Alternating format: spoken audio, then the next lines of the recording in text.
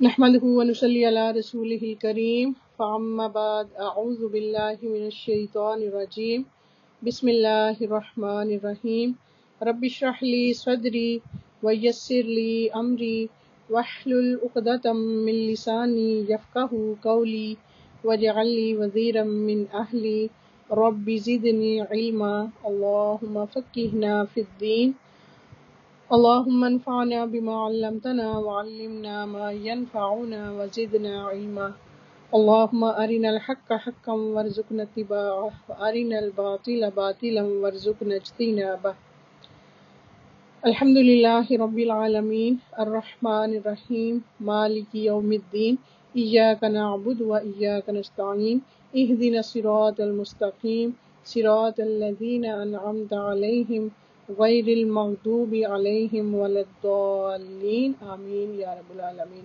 اللهم صل على محمد وعلى آل محمد. سٹارٹ کرتے ہیں ہم اپنی آیت. اچھا جی، پارہ نمبر 6 ہے اور آج کے جو ہمارے سبق کے لیے آیت ہم نے چوز کی ہے وہ ہے آیت نمبر 148. پارہ نمبر 6 جدھر سے سٹارٹ ہو رہا ہے وہ والی آیت ہے لا يحب اللہ الجہر بالسوء من القول الا من ظلم وکان اللہ سمیعا علیما. اللہ تعالیٰ برائی کی بات کے ساتھ آواز بلند کرنا پسند نہیں کرتا مگر جس پر ظلم کیا گیا ہو، اور اللہ تعالیٰ ہمیشہ سے سب کچھ سننے والا، سب کچھ جاننے والا ہے. آواز آ رہی ہے میری صحیح؟ اس آیت کے شان نزول میں ہم دیکھتے ہیں. ٹھیک ہے. حناد بن سری نے کتاب الزہد میں مجاہد سے روایت کیا ہے کہ یہ آیت یعنی اللہ تعالیٰ برائی کی بات کے ساتھ آواز بلند کرنا پسند نہیں کرتا مگر جس پر ظلم کیا گیا ہو. ایک شخص نے دوسرے کو اپنے ہاں مہمان رکھا لیکن صحیح طور پر اس کی مہمان نوازی کا حق ادا نہ کیا. اس نے وہاں سے آنے کے بعد لوگوں سے کہنا شروع کیا کہ میں فلاں صاحب کا مہمان تھا، کہ میں فلاں صاحب کا مہمان ہوا لیکن اس نے مہمانداری کا حق ادا نہیں کیا. اس طرح اس شخص نے برائی کا اظہار کیا لیکن یہ شخص مظلوم تھا، اس لیے الا من ظلم سے اس کے اظہار کی اجازت دی گئی. اللہ تعالیٰ کو لا يحب اللہ الجہر بالسوء من القول، اللہ تعالیٰ برائی کی بات کے ساتھ آواز بلند کرنا پسند نہیں کرتا، یعنی بری بات، گالی گلوچ، بد زبانی، کسی پر عیب لگانا، جھوٹ، بہتان، کسی کو بد دعا دینا، غیبت کرنا، چغل خوری کرنا وغیرہ وغیرہ. الا من ظلم، مگر جس پر ظلم کیا گیا ہو. ابن عباس رضی اللہ تعالیٰ عنہما فرماتے ہیں اللہ تعالیٰ کسی پر بد دعا کرنے کو پسند نہیں فرماتا. البتہ مظلوم ظالم پر بد دعا کر سکتا ہے لیکن مظلوم کا بھی صبر کرنا بہتر ہے. الا من ظلم، مگر جس پر ظلم کیا گیا ہو. مظلوم کو ظالم کے لیے بد دعا کی رخصت ہے لیکن صبر کرے تو بہتر ہے. رب العزت کا فرمان ہے وَجَزَاءُ سَيِّئَةٍ سَيِّئَةٌ مِثْلُهَا فَمَنْ عَفَا وَأَصْلَحَ فَأَجْرُهُ عَلَى اللَّهِ إِنَّهُ لَا يُحِبُّ الظَّالِمِينَ. اور برائی کا بدلہ اس جیسی ایک برائی ہے، پھر جو کوئی معاف کر دے اور اصلاح کرے تو اس کا اجر اللہ تعالیٰ کے ذمہ ہے، یقیناً وہ ظالموں سے محبت نہیں کرتا. یہ سورہ الشورى آیت نمبر 40 ہے. رب العزت نے واضح فرمایا ہے کہ مظلوم ظالم سے بدلہ لے سکتا ہے. وَلَمَنِ انتَصَرَ بَعْدَ ظُلْمِهِ فَأُولَٰئِكَ مَا عَلَيْهِم مِّن سَبِيلٍ. اور جو شخص اپنے اوپر ظلم ہونے کے بعد بدلہ لے تو یہی لوگ ہیں جن پر کوئی الزام نہیں. یہ الشورى کی آیت 41 ہے. مظلوم بدلہ لے سکتا ہے لیکن زیادتی نہ کرے.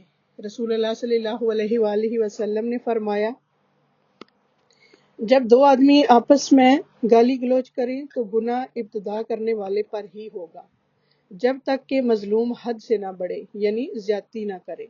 یعنی اگر آپ کو کسی نے ایک گالی دی ہے تو اس نے آپ کے ساتھ زیادتی کی ہے، تو اگر آپ نے اس کے بدلے میں 2 دے دیے تو پھر آپ جو ہے نا وہ ظالم ہو گئے ہیں، کیونکہ آپ نے اس کا بدلہ نہیں چکایا بلکہ اور زیادتی کر دی اس میں۔ تو یہ مسلم کی روایت تھی 6591۔ اسی لیے اللہ تعالیٰ نے معاف کرنے والے کو بہتر فرمایا، یعنی افضل ہے معاف کرنا۔ اللہ تعالیٰ نے امت مسلمہ کے لیے ایک دوسرے کی برائی کے اظہار کو حرام قرار دیا ہے۔ اس کی وجہ یہ ہے کہ برائی کے اظہار کے معاشرے پر بہت برے اثرات مرتب ہوتے ہیں، لیکن کچھ لوگوں کے اندر برائی کرنے کی قوت چھپی ہوئی ہوتی ہے، معاشرے کے دباؤ کی وجہ سے وہ برائی کرنے سے رکے رہتے ہیں۔ جب اعلانیہ برائی کا اظہار ہونے لگتا ہے تو ان کا خوف دور ہو جاتا ہے۔ اس وقت وہ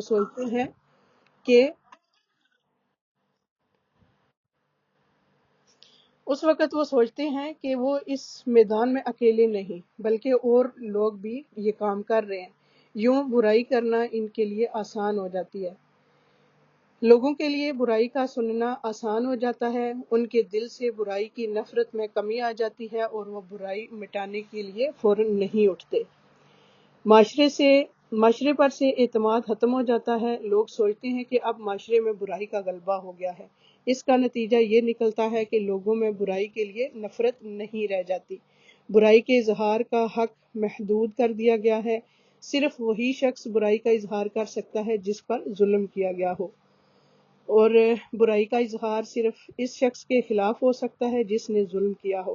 برائی کا اظہار صرف ان ہی لوگوں کے سامنے ہو سکتا ہے جو ظالم کے خلاف کارروائی کر سکتے ہوں، یعنی ہم ہر کسی کے سامنے اپنا وہ رونا نہیں رو سکتے، صرف اسی کے سامنے روئیں، اسی کو اپنا وہ بتائیں جو اس کی مسئلے کو حل کر سکتا ہے۔ وَكَانَ اللَّهُ سَمِيعًا عَلِيمًا، اور اللہ تعالیٰ ہمیشہ سے سب کچھ سننے والا، سب کچھ جاننے والا ہے۔ اللہ تعالیٰ نے اپنی صفات سمیع اور علیم کو استعمال کر کے یہ شعور دلایا ہے کہ جو بری زبان اور بری گفتگو تم استعمال کرو گے، اس کو صرف تمہارا مخاطب ہی نہیں سنے گا بلکہ اللہ تعالیٰ کی بابرکت اور عظیم ہستی بھی اس کو سن لے گی۔ وہ بااختیار ہے اور بات پر پکڑنے کی قدرت بھی رکھتا ہے۔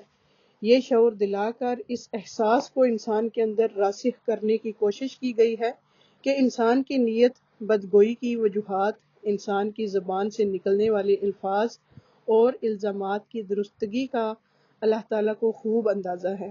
یعنی اگر انسانوں کو نہیں پتا تو رب جانتا ہے کہ اس نے کیا کہا تھا، دل کے اندر کیا بات آئی تھی، زبان سے کیا بات نکلی، اس کے کیسے اثرات مرتب ہوئے، کیا الزام لگا، تانا دیا گیا، کیسے پیٹھ پیچھے سے چگلیاں کی گئیں، کیا ہوا۔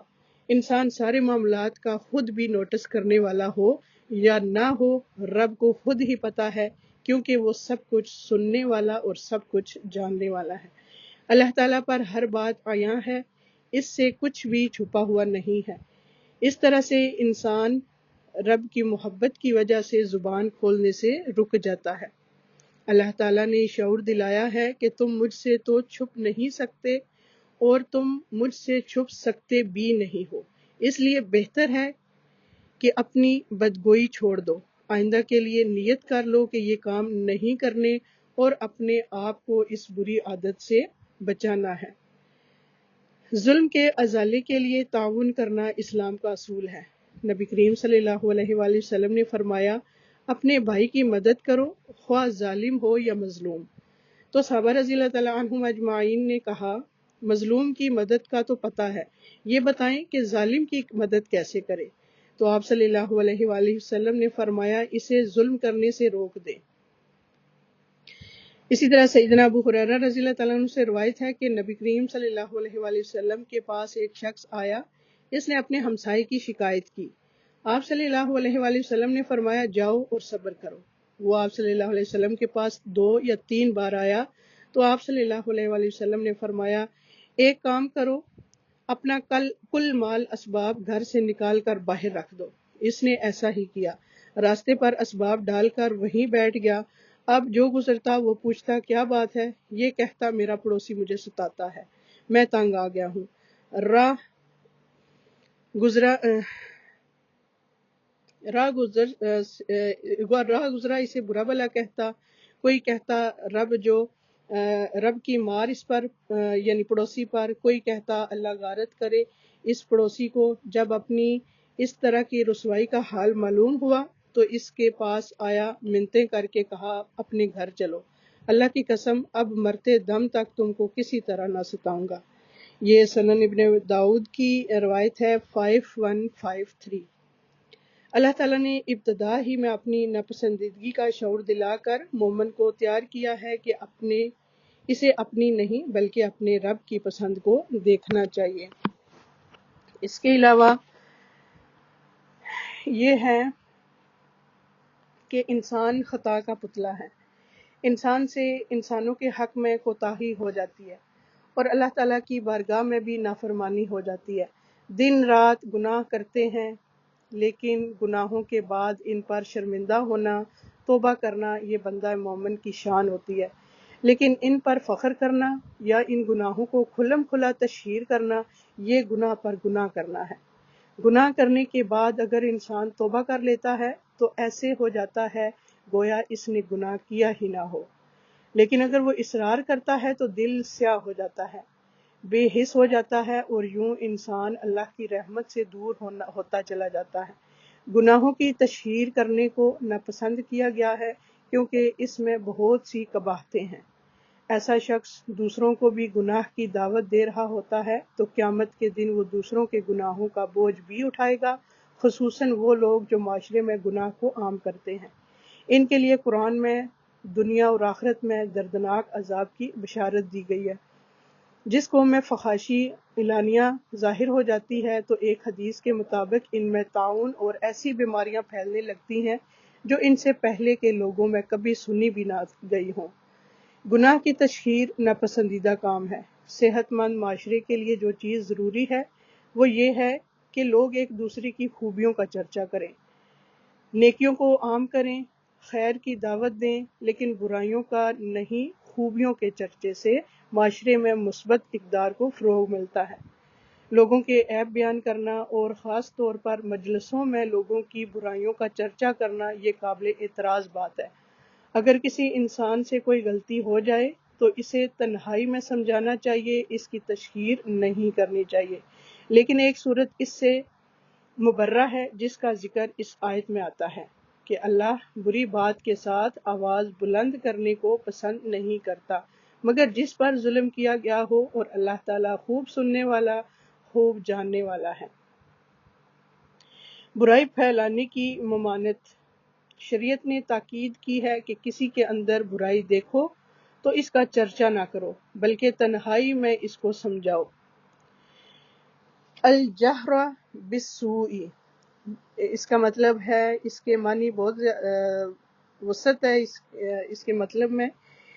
اس میں آتا ہے برے اقوال بھی شامل ہو جاتے ہیں، اس میں تکلیف دینا، تکلیف دہ چیز، غم پہنچانے والے، بدتمیزی، گالی گلوچ، تہمت لگانا، بد اخلاقی سے پیش آنا اور ایسے تمام اقوال سے منع کیا گیا ہے جنہیں اللہ تعالیٰ ناپسند کرتا ہے۔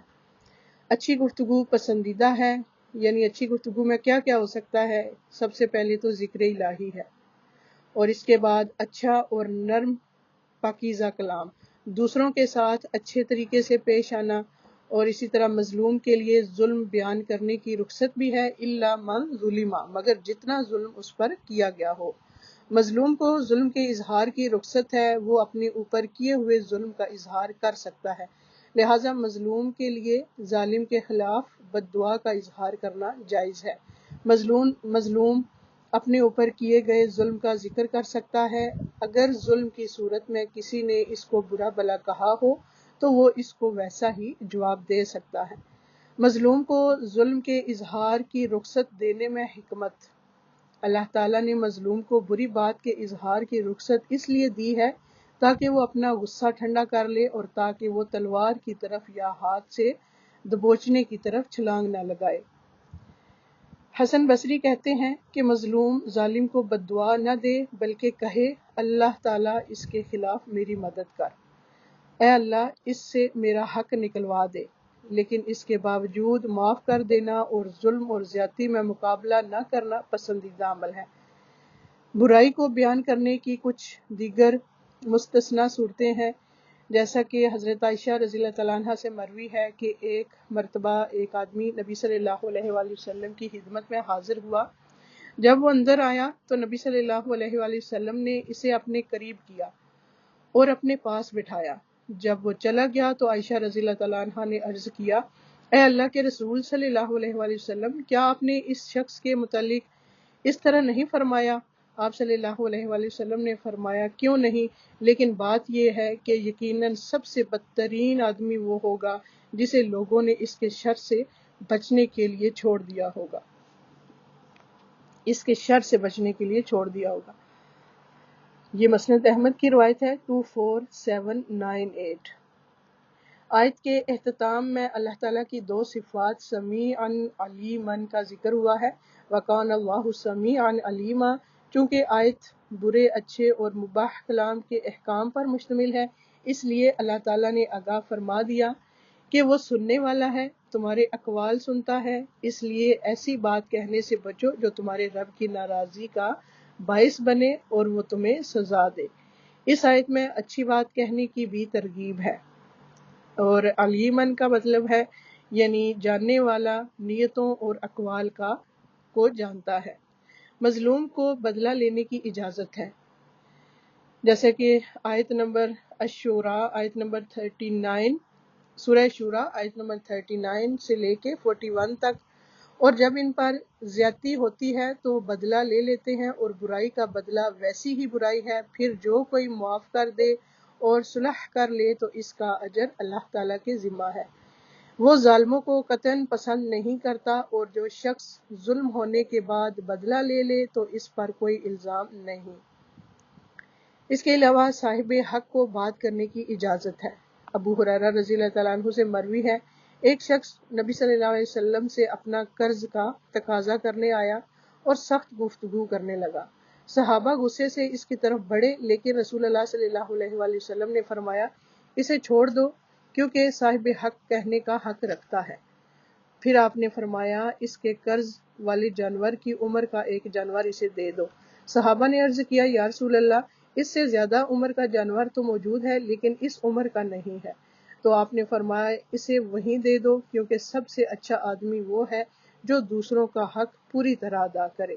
یہ صحیح بخاری کی روایت ہے 2306۔ اس کے علاوہ اپنے اوپر ہونے والے ظلم کے اظہار کی بھی اجازت ہے، جیسا کہ حضرت ابو ہریرہ رضی اللہ تعالیٰ عنہ سے روایت ہے، وہ کہتے ہیں کہ ایک شخص نے کہا، اے اللہ کے رسول، میرا ایک ہمسایہ ہے جو مجھے اذیت دیتا ہے۔ یہ ہم نے جیسے پہلے بھی پڑھی تھی نا حدیث، تو اس کو نبی پاک صلی اللہ علیہ وسلم نے فرمایا تھا کہ اپنے سامان لے کے گلی میں بیٹھ جاؤ۔ تو لوگوں نے اس کو برا بھلا کہا تو پھر اس نے معافی مانگی۔ اسی طرح ایک اور آیت میں پتہ چلتا ہے، سورہ النساء آیت نمبر 149 میں، اگر تم کوئی نیکی ظاہر کرو یا اسے چھپاؤ یا کسی برائی سے درگزر کرو تو بے شک اللہ تعالیٰ بہت معاف کرنے والا، بہت قدرت رکھنے والا ہے۔ نبی کریم صلی اللہ علیہ وسلم کا ظلم کو معاف کرنے کی وصیت کرنا۔ علی رضی اللہ تعالیٰ عنہ سے مروی ہے، وہ کہتے ہیں کہ ہم نے رسول اللہ صلی اللہ علیہ وآلہ وسلم کی تلوار کے دستے میں لکھا ہوا پایا، جو تم پر ظلم کرے اس سے درگزر کرو، رشتہ توڑنے والے سے رشتہ جوڑو، جو تمہارے ساتھ برا کرے اس کے ساتھ احسان کرو، اور حق بات کرو اگرچہ اپنے خلاف ہو۔ کتنا مشکل کام ہے۔ اللہ تعالیٰ توفیق عطا فرمائے۔ اللہ سے دعا مانگیں گے، اللہ سے توفیق مانگیں گے تو اللہ تعالیٰ ضرور مدد فرماتے ہیں۔ عبداللہ بن مسعود رضی اللہ تعالیٰ عنہ سے روایت ہے، وہ کہتے ہیں کہ اسلام میں یا مسلمانوں میں سے سب سے پہلے جس آدمی کا ہاتھ کاٹا گیا تھا، لوگ اسے لے کر نبی کریم صلی اللہ علیہ وآلہ وسلم کے پاس آئے اور عرض کیا، یا رسول اللہ، اس نے چوری کی ہے، جس پر رسول اللہ صلی اللہ علیہ وسلم کے چہرہ مبارک کا رنگ اڑ گیا۔ کسی نے عرض کیا، یا رسول اللہ صلی اللہ علیہ وسلم، یعنی وہ کہہ رہا تھا کہ کیا ہوا؟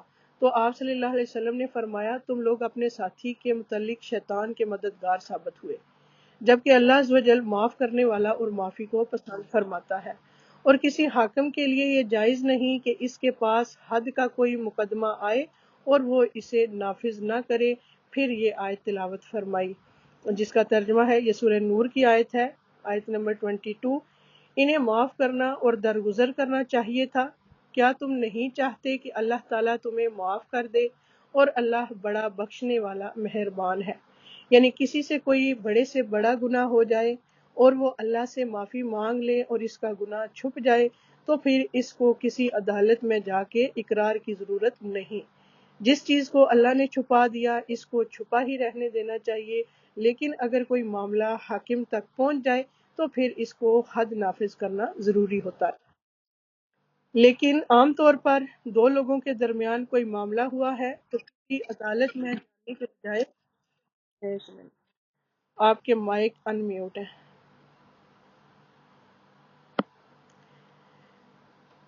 لیکن عام طور پر دو لوگوں کے درمیان کوئی معاملہ ہوا ہے تو کسی عدالت میں جانے کے بجائے ایک دوسرے کو معاف کر کے درگزر کر دینا چاہیے۔ معاف کرنے سے عزت میں اضافہ ہوتا ہے۔ رسول اللہ صلی اللہ علیہ وآلہ وسلم کو کہتے ہوئے سنا کہ درگزر کیا کرو، اللہ تمہیں عزت دے گا۔ یہ الترغیب و ترہیب کی روایت ہے 2463۔ وما تواضع احد اللہ الا رفعہ اللہ۔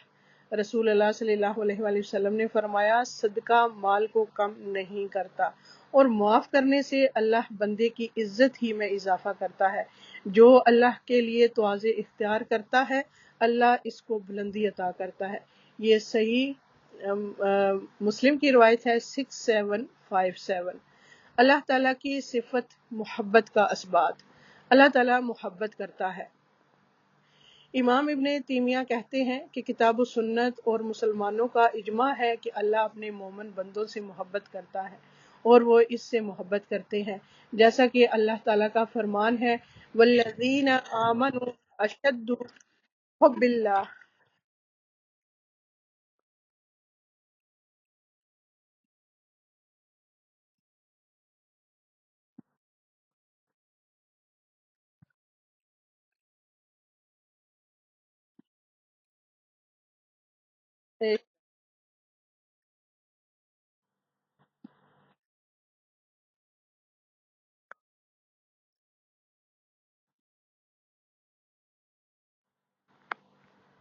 اعوذ باللہ من الشیطان الرجیم۔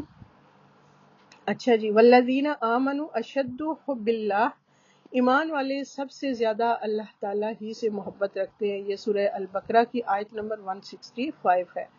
اللہ تعالیٰ کس سے محبت کرتا ہے؟ محسنین سے محبت کرنے والا۔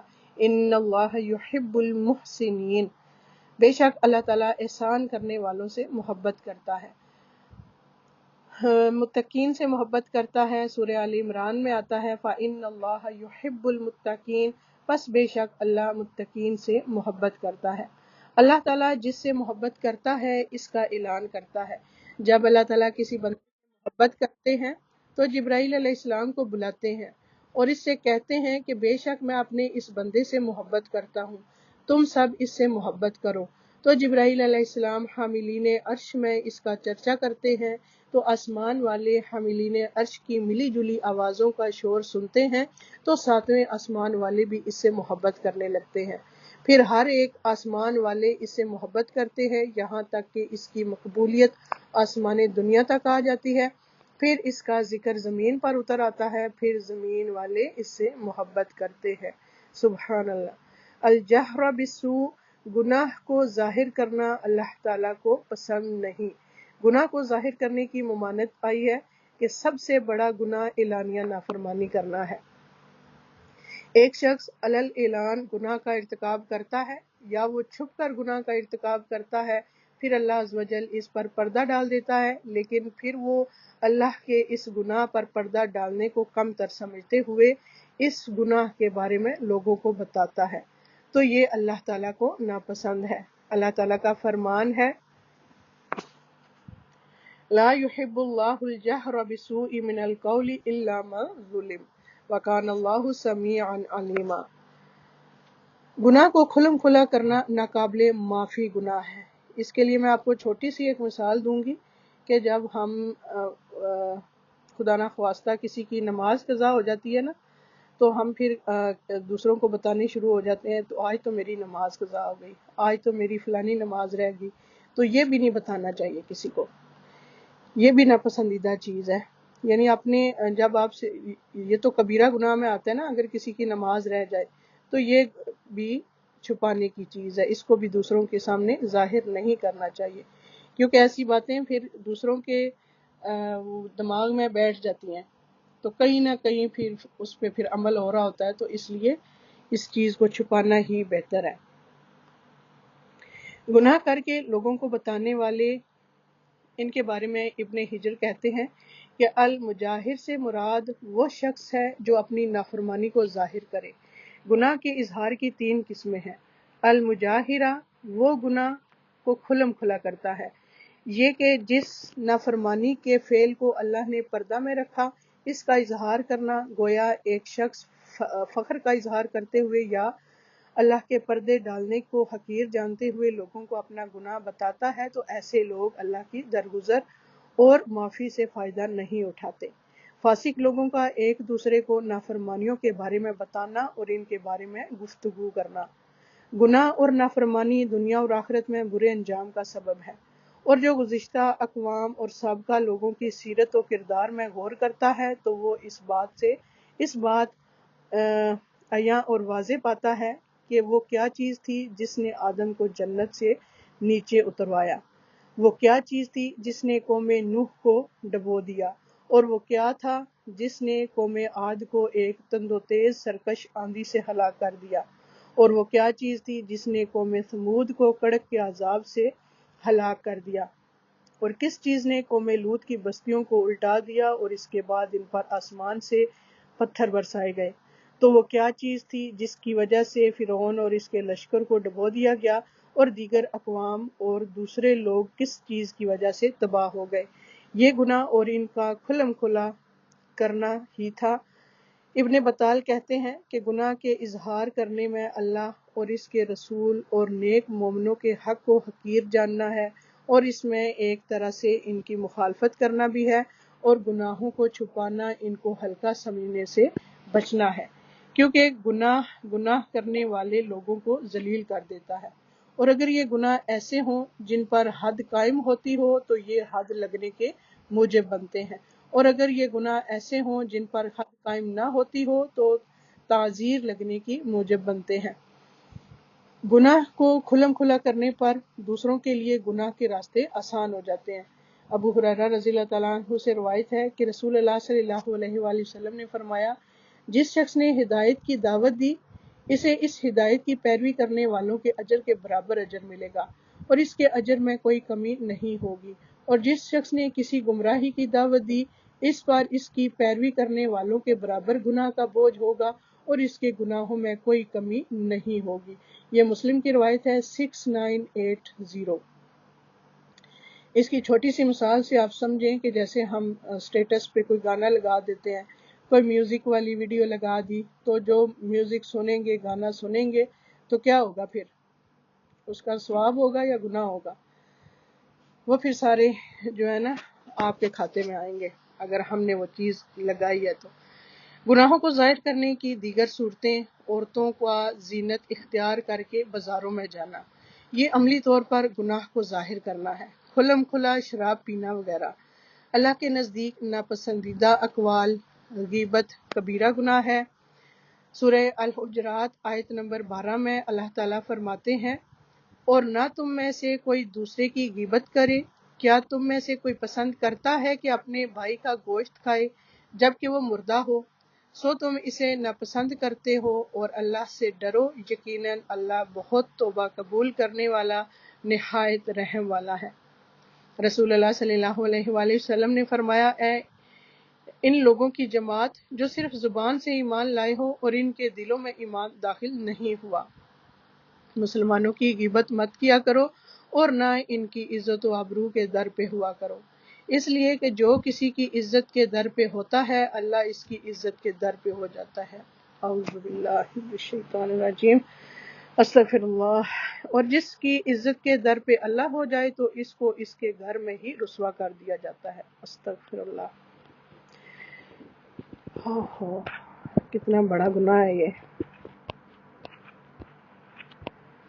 تو استغفار. چغلی عبد الرحمن بن غنم رضی اللہ تعالیٰ عنہ نبی کریم صلی اللہ علیہ وسلم سے روایت کرتے ہیں کہ اللہ کے بہترین بندے وہ ہوتے ہیں کہ انہیں دیکھ کر اللہ یاد آ جائے، اور اللہ کے بدترین بندے وہ ہوتے ہیں جو چغل خوری کرتے ہیں، دوستوں کے درمیان تفریق پیدا کرتے ہیں، باغی، بیزار اور سرکش ہوتے ہیں۔ یہ مسند احمد کی روایت ہے 17998۔ اسی طرح ابو ہریرہ رضی اللہ تعالیٰ عنہ سے روایت ہے کہ ہم رسول اللہ صلی اللہ علیہ وآلہ وسلم کے ساتھ جا رہے تھے، پس دو قبروں پر ہمارا گزر ہوا، رسول اللہ صلی اللہ علیہ وسلم کھڑے ہوئے، ہم بھی آپ صلی اللہ علیہ وآلہ وسلم کے ساتھ کھڑے ہو گئے، پس آپ صلی اللہ علیہ وسلم کا رنگ متغیر ہونے لگا، یہاں تک کہ آپ صلی اللہ علیہ وسلم کے کرتے کی آستینیں کانپنے لگی۔ ہم نے عرض کیا یا رسول اللہ صلی اللہ علیہ وسلم کیا بات ہے؟ آپ نے فرمایا کیا تم وہ نہیں سن رہے ہو جو میں سن رہا ہوں؟ ہم نے عرض کیا اے اللہ کے رسول، اے اللہ کے نبی، وہ کیا بات ہے؟ آپ نے فرمایا یہ دونوں آدمی اپنی قبروں میں ہلکے سے گناہ میں سخت عذاب دیے جا رہے ہیں۔ ہم نے عرض کیا یہ کس گناہ کا عذاب ہے؟ فرمایا ان میں سے ایک تو پیشاب کی چھینٹوں سے پرہیز نہیں کرتا تھا، اور دوسرا لوگوں کو اپنی زبان سے تکلیف پہنچاتا تھا، اور ان میں چغل خوری کیا کرتا تھا۔ یہ صحیح الترغیب و ترہیب کی روایت ہے 2823۔ اسی طرح عیب جوئی، اس کے بارے میں رسول اللہ صلی اللہ علیہ وآلہ وسلم نے فرمایا اگر کوئی شخص تمہیں برا بھلا کہے اور تمہیں تمہاری کسی بات پر جو وہ جانتا ہو آر دلائے تو تم اس کے عیب پر جو اس میں ہو اسے آر مت دلانا، بلا شبہ اس کا وبال اسی پر ہوگا۔ اللہ اکبر۔ اسی طرح تانا زنی ویل لکل ہمزۃ لمزہ، بڑی ہلاکت ہے ہر بہت تانا دینے والے، بہت عیب لگانے والے کے لیے۔ یہ سورہ اللمزہ کی آیت نمبر 1 ہے۔ رسول اللہ صلی اللہ علیہ وآلہ وسلم نے فرمایا مومن لعن طعن کرنے والا، فحش گو اور بیہودہ گو نہیں ہوتا۔ مسند احمد کی یہ روایت ہے 3839۔ ہم اپنا ساتھ ساتھ جائزہ بھی لے لیں کہ ہم میں کون کون سے عیب ہیں اور ان کو انشاءاللہ دور کرنے کی کوشش کریں۔ اللہ تعالیٰ سے آج ہی توبہ کر کے اٹھیں۔ رسول اللہ صلی اللہ علیہ وآلہ وسلم نے فرمایا جس نے کسی مومن پر لعنت بھیجی تو یہ اس کو قتل کرنے کے برابر ہے، اور جو شخص کسی مومن پر کفر کا الزام لگائے تو یہ بھی اس کو قتل کرنے کے برابر ہے۔ یہ صحیح بخاری کی روایت ہے 6047۔ اس کے علاوہ رسوا کرنا سنن نبی داؤد میں آتا ہے، حدیث نمبر 4878، نبی صلی اللہ علیہ وآلہ وسلم نے فرمایا بے شک سب سے بڑا سود یہ ہے کہ انسان ناحق کسی مسلمان کی عزت سے کھیلے۔ نبی صلی اللہ علیہ وآلہ وسلم نے فرمایا کسی کی آبرو ریزی کرنا سب سے بڑا سود ہے۔ یہ السلسلۃ الصحیحہ کی روایت ہے 1433۔ زبان سے اذیت دینا، ابو ہریرہ رضی اللہ تعالیٰ عنہ سے مروی ہے، وہ کہتے ہیں کہ ایک آدمی نے عرض کیا یا رسول اللہ صلی اللہ علیہ وآلہ وسلم فلاں عورت کثرت سے نماز روزہ اور صدقہ کرنے میں مشہور ہے، لیکن وہ اپنی زبان سے اپنے پڑوسیوں کو ستاتی ہے۔ آپ صلی اللہ علیہ وآلہ وسلم نے فرمایا وہ جہنمی ہے۔ پھر اس نے کہا یا رسول اللہ صلی اللہ علیہ وسلم فلاں عورت نماز روزہ اور صدقہ کی کمی میں مشہور ہے، اور وہ صرف پنیر کی چند ٹکڑے صدقہ کرتی ہے، لیکن اپنی زبان سے اپنے پڑوسیوں کو نہیں ستاتی۔ آپ صلی اللہ علیہ وآلہ وسلم نے فرمایا وہ جنتی ہے۔ مسند احمد کی وہ روایت ہے 9675۔ اللہ اکبر، استغفر اللہ ربی من کل ذنب واتوب الیہ، زبان آوری کرنا سنن نبی داؤد کی روایت ہے 5007، رسول اللہ صلی اللہ علیہ وآلہ وسلم نے فرمایا یقیناً اللہ عز و جل ایسے آدمی سے غصے ہوتا ہے جو بہت باتیں بنائے، جو اپنی زبان کو ایسے چلائے جیسے گائے اپنی زبان چلاتی ہے، اور لپٹ کر گھاس کھاتی ہے۔ فحش گوئی، نبی صلی اللہ علیہ وسلم نے فرمایا فحش گوئی اور زیادہ باتیں کرنا نفاق کے دو شعبے ہیں۔ یہ سنن الترمذی 2027۔ یہ سنتے سنتے آپ کے دماغ میں آ رہا ہوگا نا کہ خاموشی کس قدر عظیم جو ہے وہ نعمت ہے اللہ کی طرف سے۔ اگر کوئی شخص خاموش رہتا ہے یا خاموشی کو پسند کرتا ہے تو کتنے گناہوں سے بچ جاتا ہے۔ اس کے علاوہ ہے گالی گلوچ۔ میری آواز نہیں آ رہی ہے آپ لوگوں کو؟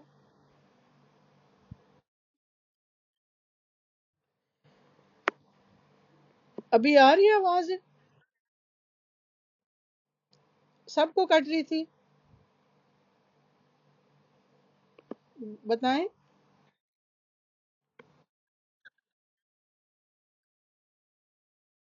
ابھی کلیئر ہے؟ بڑی اہم باتیں میں نے پڑھی ہیں، پتہ نہیں آپ کو سنائی دی ہیں کہ نہیں دی۔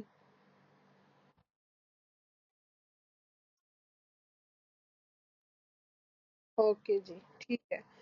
گالی گلوچ، اس کے بارے میں ایاد بن حمار رضی اللہ تعالیٰ عنہ سے مروی ہے، وہ کہتے ہیں کہ رسول اللہ صلی اللہ علیہ وآلہ وسلم نے فرمایا، بے شک اللہ نے میری طرف وحی نازل فرمائی ہے کہ تواضع اختیار کرو، نہ کوئی کسی کے خلاف سرکشی نہ کرے اور نہ کوئی کسی پر فخر کرے۔ تو میں نے عرض کیا، اے اللہ کے رسول، اگر کوئی مجھے ایسے مجمع میں گالی دے جو لوگ حیثیت میں مجھ سے کم ہوں، اس پر میں اسے جواب دوں تو کیا اس پر بھی مجھے گناہ ہوگا؟ آپ صلی اللہ علیہ وآلہ وسلم نے فرمایا، دو گالی گلوچ کرنے والے دو شیطان ہیں، ایک دوسرے کی آبرو ریزی کرتے ہیں اور جھوٹ بولتے ہیں۔ استغفر اللہ۔ لڑائی جھگڑا کرنا، صحیح بخاری کی روایت ہے، نبی صلی اللہ علیہ وآلہ وسلم نے فرمایا، بے شک اللہ کے ہاں سب سے زیادہ ناپسندیدہ وہ آدمی ہے جو سخت جھگڑالو ہو، کیلو کال یعنی زیادہ باتیں کرنے والا، سوال کرنے والا۔ نبی صلی اللہ علیہ وآلہ وسلم نے فرمایا، اللہ تعالیٰ تمہارے لیے تین باتیں پسند نہیں کرتا، نمبر ایک بلا وجہ کی گپ شپ، اور نمبر دو مال کو ضائع کرنا، نمبر تین کثرت سوال۔ یہ صحیح بخاری کی روایت ہے 1477۔ اس کے علاوہ لا یعنی گفتگو، یہ رسول اللہ صلی اللہ علیہ وآلہ وسلم نے فرمایا، انسان کے اسلام کی خوبی یہ ہے کہ وہ بے فائدہ چیزوں کو چھوڑ دے۔ یہ سنن الترمذی میں آتا ہے 2318۔ اس کے علاوہ گناہوں کو کھلم کھلا بیان کرنا سخت ناپسندیدہ ہے۔ رسول اللہ صلی اللہ علیہ وآلہ وسلم رسول اللہ صلی اللہ علیہ وآلہ وسلم کو فرماتے ہوئے سنا کہ میری تمام امت کو معاف کیا جائے گا سوائے گناہوں کو کھلم کھلا کرنے والوں کے، اور گناہوں کو کھلم کھلا کرنے میں یہ بھی شامل ہے کہ ایک شخص رات کو کوئی گناہ کا کام کرے اور اس کے باوجود اللہ نے اس کے گناہ کو چھپا دیا ہے، مگر صبح ہونے پر وہ کہنے لگے کہ اے فلاں، میں نے کل رات فلاں فلاں برا کام کیا تھا۔ رات گزر گئی تھی اور اس کے رب نے اس کا گناہ چھپائے رکھا، لیکن جب صبح ہوئی تو وہ خود اللہ کے پردے کو کھولنے لگا۔ یہ صحیح بخاری کی روایت ہے 6069۔ اس کے علاوہ کسی کے اوپر فتویٰ جاری کرنا کہ اللہ تمہیں نہیں بخشے گا۔ رسول اللہ صلی اللہ علیہ وآلہ وسلم کو فرماتے ہوئے سنا کہ بنی اسرائیل میں دو آدمی ایک دوسرے کے بھائی بنے ہوئے تھے، ان دونوں میں سے ایک تو گناہ گار تھا اور دوسرا عبادت میں کوشش کرنے والا تھا۔ عبادت کی جدوجہد میں لگے رہنے والا ہمیشہ دوسرے کو گناہ کرتے ہی دیکھتا تھا اور اسے کہتا تھا کہ ان گناہوں سے رک جاؤ۔ ایک روز اس نے اسے گناہ کرتے ہوئے پایا تو اس سے کہا کہ اس گناہ سے رک جاؤ۔ تو گناہ گار نے کہا کہ مجھے میرے رب کے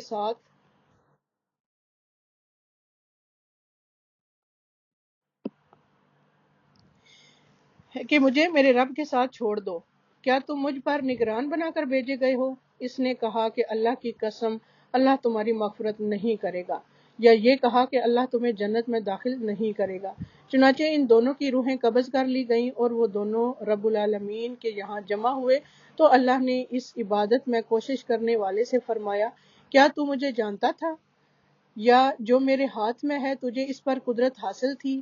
اور پھر گناہ گار سے فرمایا، جاؤ میری رحمت سے جنت میں داخل ہو جاؤ، اور دوسرے کے متعلق فرمایا، اسے آگ میں لے جاؤ۔ ابو ہریرہ رضی اللہ تعالیٰ عنہ کہتے ہیں، اس ذات کی قسم جس کے ہاتھ میں میری جان ہے، اس نے ایسی بات کہہ دی جس نے اس کی دنیا اور اس کی آخرت تباہ کر کے رکھ دی۔ یہ ابو داؤد کی روایت ہے 4903۔ اللہ تعالیٰ کے پسندیدہ اقوال، اب نیکیوں کی طرف آ جائیں۔ اللہ تعالیٰ ہمیں عمل کی توفیق عطا فرمائے۔ اللہ کے پسندیدہ اقوال کون سے ہیں؟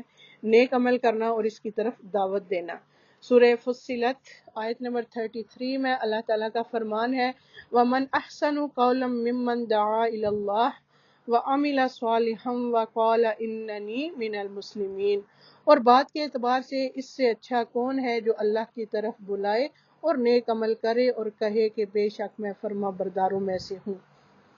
اس کے علاوہ نصیحت کی بات کرنا، اچھی گفتگو کرنا۔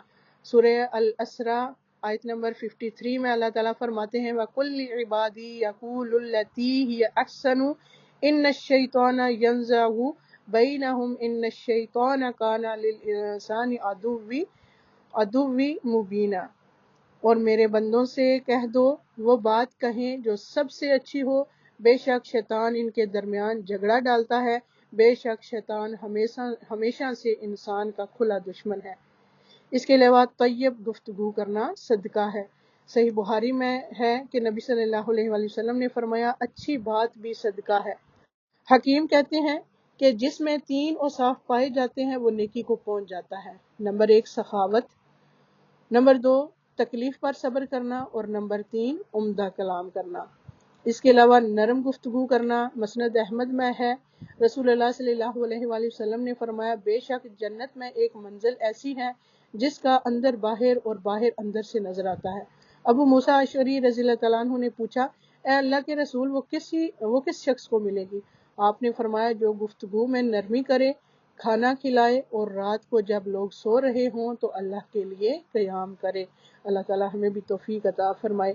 اپنا اخلاق اچھا رکھنا صحیح بخاری میں ہے، عبداللہ بن عمر رضی اللہ تعالیٰ عنہما سے مروی ہے، وہ کہتے ہیں کہ نبی صلی اللہ علیہ وسلم بد زبان اور فحش گو نہیں تھے۔ آپ فرمایا کرتے تھے کہ تم میں سے سب سے بہتر شخص وہ ہے جس کے اخلاق سب سے اچھے ہوں۔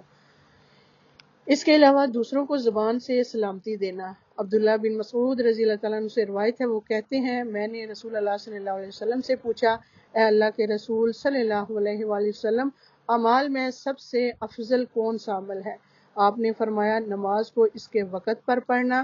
میں نے کہا پھر کون سا اے اللہ کے رسول صلی اللہ علیہ وآلہ وسلم؟ تو آپ نے فرمایا کہ لوگ تمہاری زبان سے محفوظ رہیں۔ حق پر رہتے ہوئے جھگڑا چھوڑنا۔ رسول اللہ صلی اللہ علیہ وآلہ وسلم نے فرمایا میں ذمہ دار ہوں جنت میں ایک جانب محل کا اس شخص کے لیے جو حق پر رہتے ہوئے جھگڑا چھوڑ دے، اور جنت کے درمیان میں ایک محل کا جو مزاح میں بھی جھوٹ چھوڑ دے، اور جنت کے اعلیٰ منازل میں ایک محل کا اس شخص کے لیے جو اپنے اخلاق کو عمدہ بنا لے۔ اللہ تعالی ہمارے اخلاق کو اعلیٰ بنائے۔ سنن نبی داؤد کی روایت ہے یہ، اور اس کا نمبر ہے 4802۔ دوسروں کے عیبوں کی پردہ پوشی کرنا اور لغو سے اجتناب کرنا۔ اس کے لیے اللہ تعالیٰ سے دعا مانگنی چاہیے، اللہ سے اس کے پسندیدہ کاموں کی توفیق مانگنی چاہیے۔ سورہ النمل میں بہت اچھی دعا ہے، سورہ النمل آیت نمبر 19 اگر ہم دیکھیں تو آپ کو یاد آ جائے گی، میں اس کا ترجمہ پڑھتی ہوں، وہ ہم نے اس میں بھی پڑھی تھی دورہ قرآن میں بھی۔ ربی اوزینی ان اشکر نعمتک التی انعمت علی وعلی والدی وان اعمل صالحا ترضاہ وادخلنی برحمتک فی عبادک الصالحین۔ اے میرے رب مجھے توفیق دے کہ میں تیری نعمت کا شکر کروں جو تو نے مجھ پر اور میرے ماں باپ پر کی ہے، اور یہ کہ میں نیک عمل کروں جسے تو پسند کرے، اور اپنی رحمت سے مجھے اپنے نیک بندوں میں داخل فرما۔ آمین۔ اس کے علاوہ زبان کی درستگی کے لیے بھی دعا کرنی چاہیے۔ وہ کون سی دعا ہے؟ اللہم اہد قلبی وسدد لسانی واسلل سخیمۃ قلبی۔ اے اللہ میرے دل کو رہنمائی عطا فرما، میری زبان کو درستگی عطا فرما، اور میرے دل کے کینے کو دور فرما۔ اس کے علاوہ دوسروں پر ظلم کرنے سے پناہ مانگنی چاہیے۔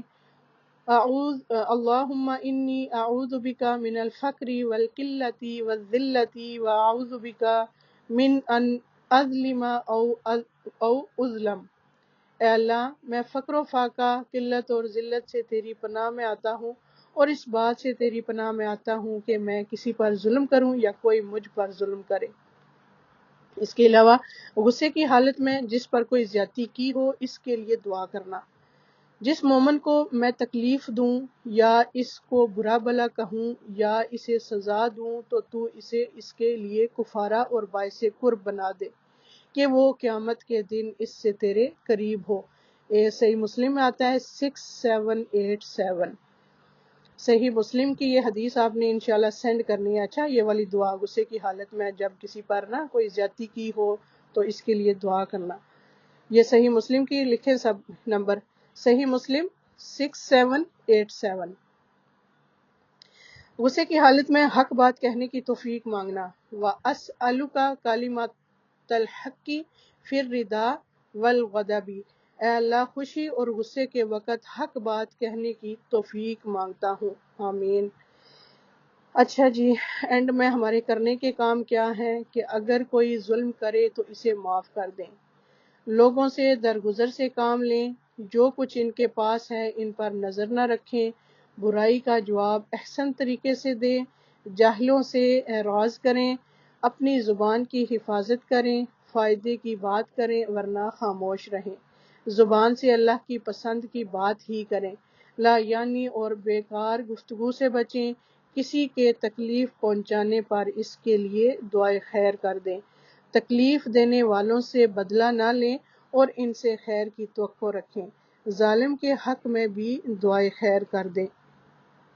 وآخر دعوانا ان الحمد للہ رب العالمین، سبحانک اللہم وبحمدک، نشہد ان لا الہ الا انت، استغفرک واتوب الیک۔ السلام علیکم ورحمۃ اللہ وبرکاتہ۔